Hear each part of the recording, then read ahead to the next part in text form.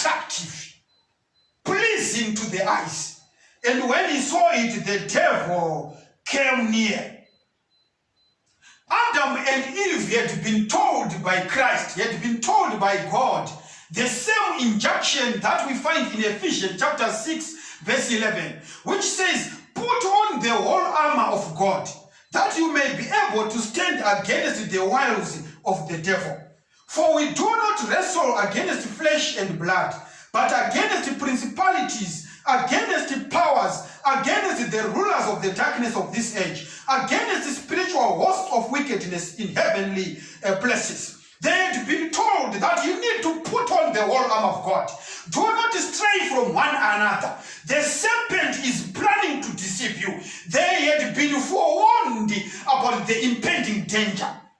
The temptation that came to Eve, it was not a surprise, for they had given forewarned.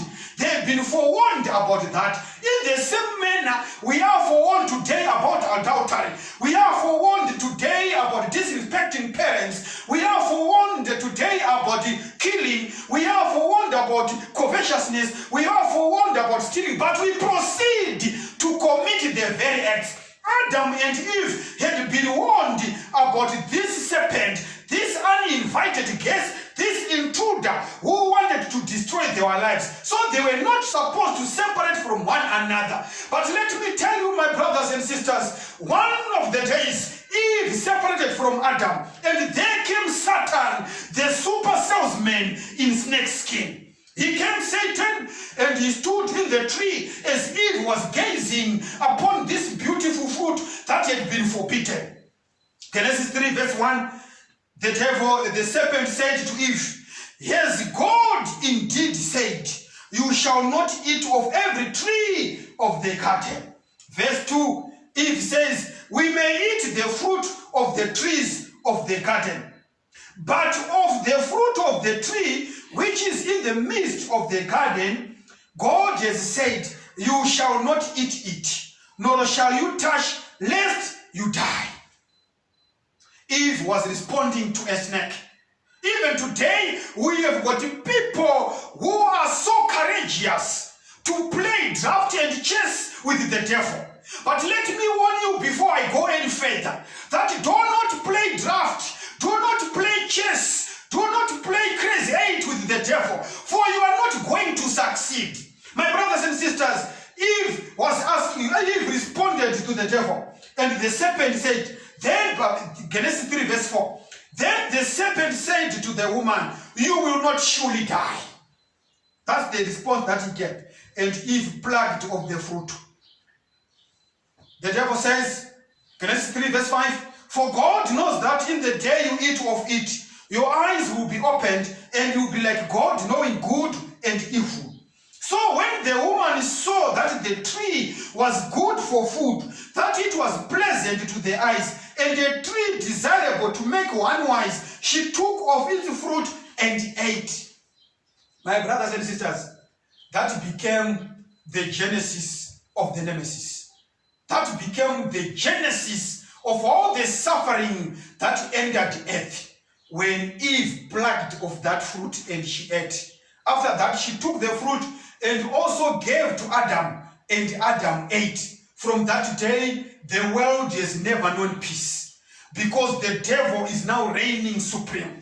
My question to you, my brothers, this morning is, when Eve was talking to the snake, was she talking to the snake, or was she talking to the devil? The Bible says that old serpent, the devil, which means when Eve was talking to the snake, she was not talking to the snake, but was talking to the devil. Behind the snake, it was the devil.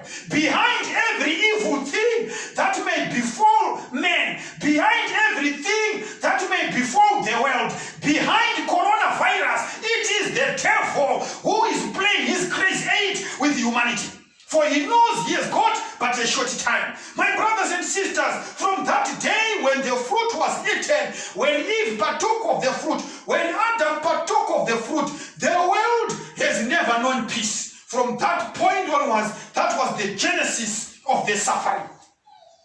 My brothers and sisters, that car accident that happened in your family, you can trace it back in the history to that day in the Garden of Eden when sin and suffering entered the world.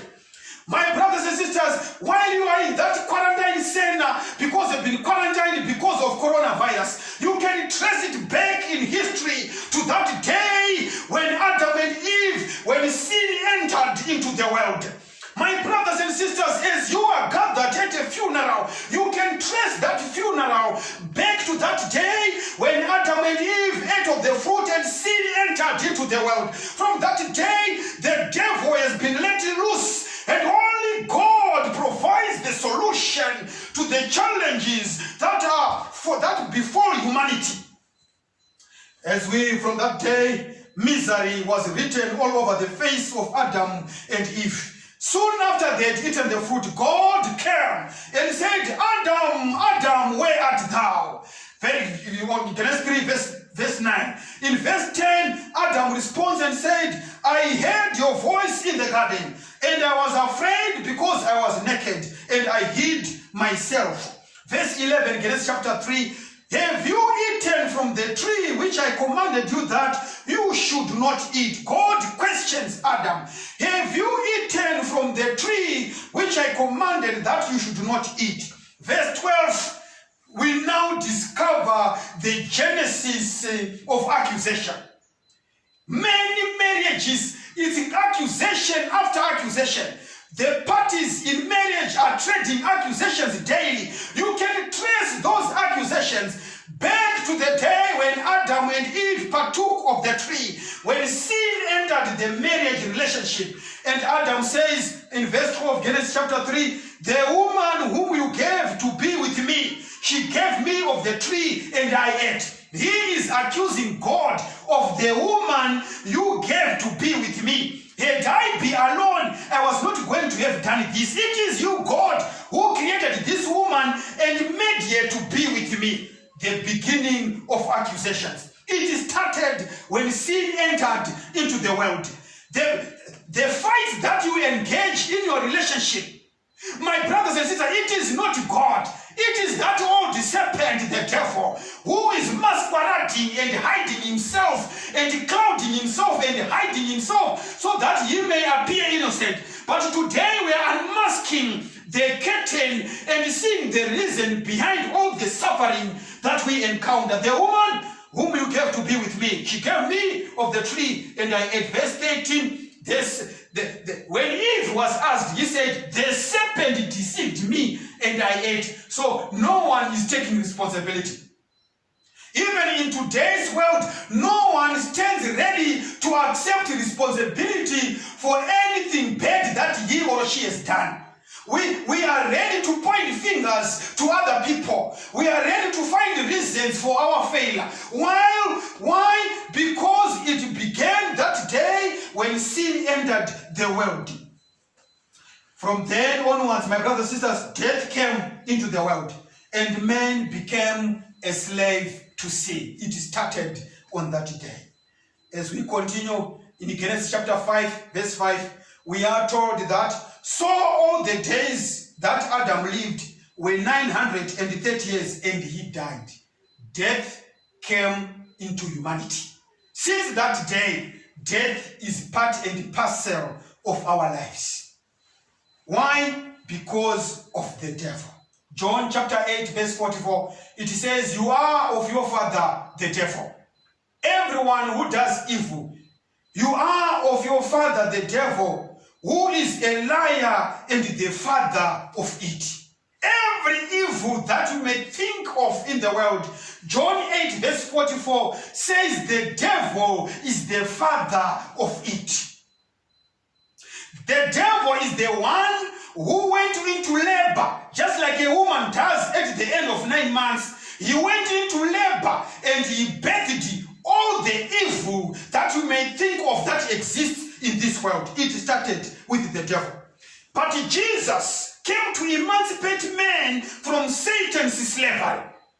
Praise be to God, because the man Jesus was sent to emancipate men from Satan's slavery. Luke chapter 13 verse 16, we discover, we meet Christ and a woman who had suffered an infirmity for 18 years. And in Luke 13 verse 16, Jesus says, so ought not this woman, being a daughter of Abraham, whom Satan has bound for 18 years, be loosed from this bond on the Sabbath. In Luke 13 verse 16, we discover a woman who was suffering from an infirmity for 18 years. And when Jesus loosed her, he says, whom Satan is bound for 18 years. Which means this woman had suffered this sickness for 18 years. And Christ said it is because Satan had bound her for those 18 years. So whatever challenges that you are experiencing in your life, do not point fingers to any other person. Point fingers to the devil. Don't point fingers to God. Point fingers to the devil. It doesn't matter what agent has been used. The people that you see on the front line, you accuse your auntie, you accuse your uncles, you accuse your pastor, you accuse whoever. Those people that you accuse, it's unfortunate that they have allowed themselves to be agents, just like how the snake was used in the Garden of Eden. But behind those agents, it is the devil and his angels who are causing havoc in our lives. But praise be to God, because the man Jesus Christ has come to emancipate us from the shackles of this man who's called the devil. We are free when we hide in Christ. My prayer this afternoon, my brothers and sisters, is that let us rush and hide under the pavilion of Jehovah, for he is more than able to save them that come to him through the man Jesus Christ. When you read from the Bible, the book of Job, it also opens and unveils the curtain to see this man called the devil causing havoc and anguish in the lives of Christians. Job chapter 1 verse 7. We are told of a meeting that happened in heaven. And God said, and the Lord, Job 1 verse 7, and the Lord said to Satan, from where do you come? Then the devil said, from going to and fro on the earth, and from walking back and forth on it. Then God proceeds and said in verse 8, have you considered my servant Job? Have you considered my servant Job, that there is none like him on the earth, and blameless and upright man who fears God and shuns evil? So Satan answered the Lord and said, does Job fear God for nothing? But now stretch out your hand and touch all that he has, and he will surely curse you to the face. We are told of a meeting that happened in heaven, and the devil appeared at that meeting, and God asked Satan, from where do you come from? He says, I was walking up and about in the earth. And then God says, did you see my servant Job, who is faithful? There is none like him under the earth. And Satan said to God, does he fear you for nothing? It is because you have placed a hedge around him. You have protected him. That's why he fears you. My brothers and sisters, Satan is selling himself out here. How did the devil know that there was a hedge around Job? It is because he had attempted to cause misery to him. But because God had protected Job, the devil could not do as he wishes. Blessed are those who hide their lives in Christ, for the devil shall have no power over them, except the Lord permits. As we go with the account, we are told that so Satan went out from the presence of the Lord. As soon as he left the presence of the Lord, Satan went to cause havoc in Job's life. I want to read from the book of Job so that we see what happened when the devil left the presence of God. We are told, if you read from the Bible, Job chapter 1, verse 13, I will read for you. And there was a day when his sons and his daughters were eating and drinking wine in their eldest brother's house. And there came a messenger unto Job and said, the oxen were plowing, and the asses feeding beside them, and the Sabeans fell upon them, and took them away. Yes, they have slain the servants with the edge of the sword, and I only am escaped alone to tell thee. When you go to verse 16, this is happening after Satan went away from the presence of Jehovah, and he went to Job's estate. He is now destroying the whole life of Job. So these are the events that are happening when Satan is let loose. In verse 16, while he was speaking, there came also another and said, the fire of God is fallen from heaven, and has burnt up the sheep and the servants and consumed them. And I only am escaped alone to tell thee. Verse 17, while he was yet speaking, there came also another and said, the Chaldeans made out 3 bands, and fell upon the camels, and have carried them away, yes, and slain the servants with the edge of the sword, and I only am escaped alone to tell thee. When you go to verse 20, we are told that, when you go to verse 19, we are told, while he was speaking, there came also another and said, thy sons and thy daughters were eating and drinking wine in their eldest brother's house. And behold, there came a great wind from the wilderness, and smote the 4 corners of the house. It fell upon the young men, and they are dead. And I only am escaped alone to tell thee. Then Job arose, and rent his mantle, and shaved his head, and fell down upon the ground, and worshipped him, and said, naked came I out of my mother's womb, naked shall I return hither. The Lord gave, and the Lord has taken. When you look from this basis, we discover that the first thing that happened when the devil went away from the presence of the Lord, the Sabeans stole Job's cattle and murdered his workers. Point number 2, while he was being told of the first report, lightning struck, killing his sheep and shepherds.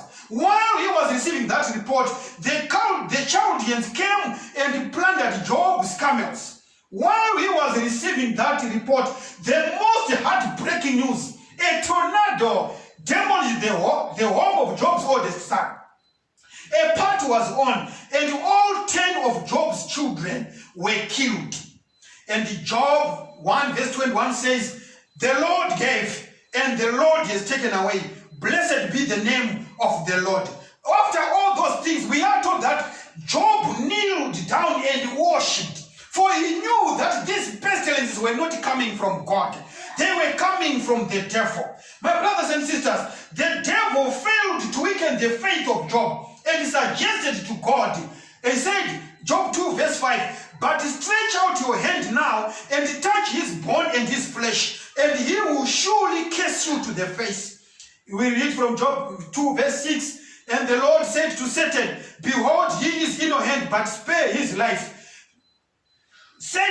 Job 2 verse 7 says, so Satan went out from the presence of the Lord, and struck Job with painful boils from the sole of his foot to the crown of his head. The Bible is loud and clear that the boils that struck Job, it is Satan who struck Job with the boils. So whenever disease strikes, it is not this or that. It is the devil who is the author, who is the father, who is the originator of all sickness, of all death, of all suffering and anguish. So Job was struck with the boils, and in all this, the Bible says he did not sin against God. His 3 friends came to him and said, my friend, why are you suffering? Why are you suffering? Look at what is happening at you. But in all that, Job did not sin against God. Job 1 verse 22, in all of this, Job did not sin nor charge God with wrong. But alas, my brothers, today we are seeing a different order of Christians. People who charge God with wrong.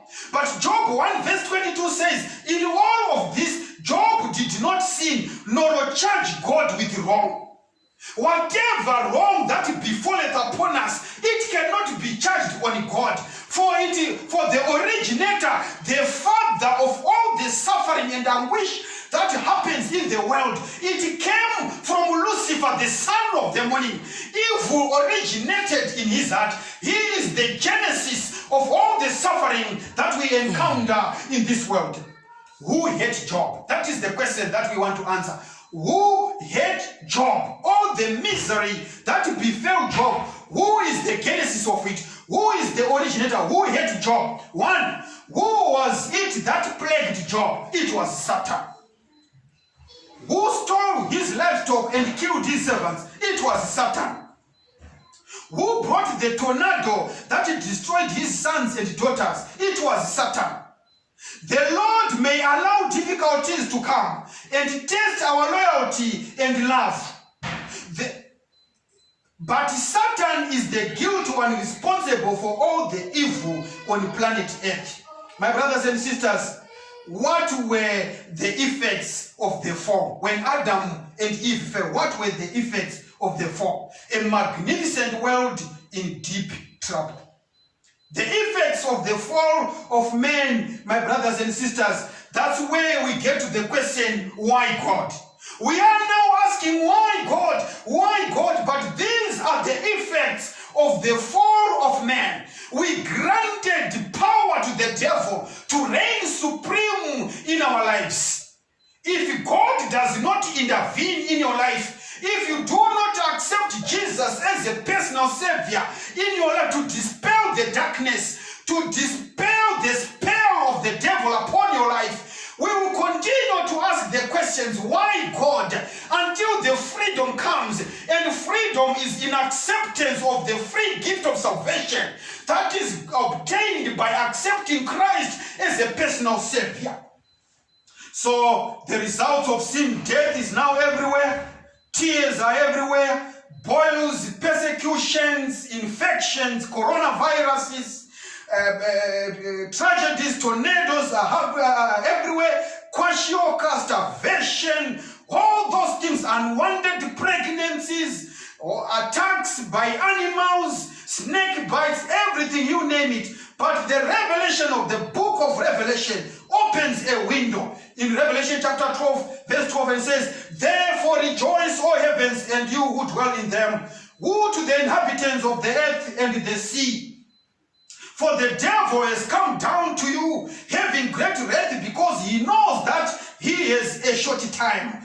1 Peter 5 verse 8 says, be sober, be vigilant, because your adversary the devil walks about like a roaring lion, seeking whom he may devour. We are told by Job that in Job chapter 1 that God asked Satan, where are you coming from? He says, I am walking up and about the earth. And Peter says, 1 Peter 5 verse 8 says, be sober and be vigilant, because your adversary the devil walks about like a roaring lion, seeking whom he may devour. All the pestilences, it is the devil who is roaring, seeking whom he may devour. He is walking up and about the earth, destroying the precious lives of children's God. He is roaming around the earth, seeking to deceive people and taking them away from Christ. He is the arch-deceiver, the enemy of the human race.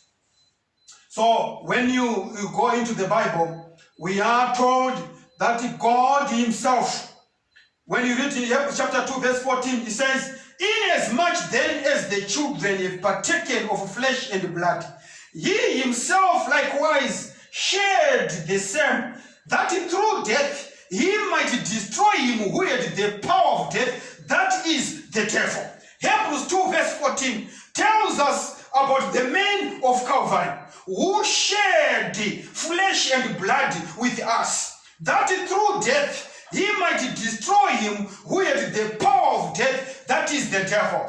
Jesus' mission on this earth, when he came to die on the cross, his mission was that through his death, he might destroy the devil who has power of death. My brothers and sisters, it is time that we run to the cross of Christ. It is high time we accept Jesus as our personal savior, so that we can escape the shackles. We can escape the shackles of the devil. He wants to destroy us, but freedom has been granted. The acts of the devil. When you look in the Bible, there is a book called the Acts of the Apostles. But let me also highlight the acts of the devil. The acts of the devil is the sickness that you are experiencing right now.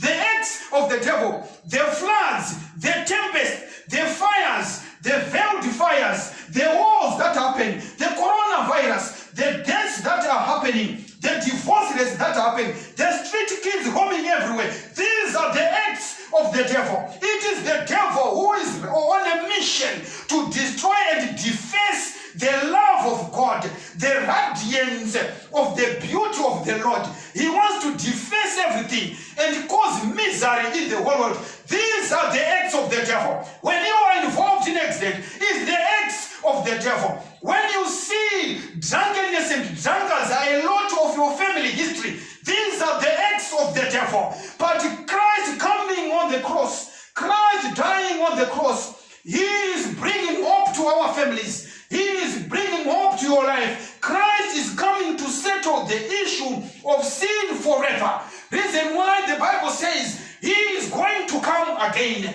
And why is he coming again? He is coming to settle the issue of sin forever. Where will you be when Jesus comes? This is my question, my brothers and sisters. Which side or whose side are we on? Are you on the side of Jesus or are you on the side of Lucifer, the devil, that old serpent? Whose side are we on? Heaven has got a rescue plan, my brothers and sisters. We might suffer, but we know there is a limit to what we can suffer. My brothers and sisters, heaven has got a rescue plan. World governments today, they are coming up with the economic rescue plans for COVID-19. But let me tell you of the brightest and excellent rescue plan. It is heaven's rescue plan to rescue the planet that has been plugged into the doldrums of all the evil by the devil. And the rescue plan is Christ on the cross. Let me tell you, my brothers and sisters, Matthew 11 verse 28 says, "Come to me, all you who labor and are heavy laden, and I will give you rest."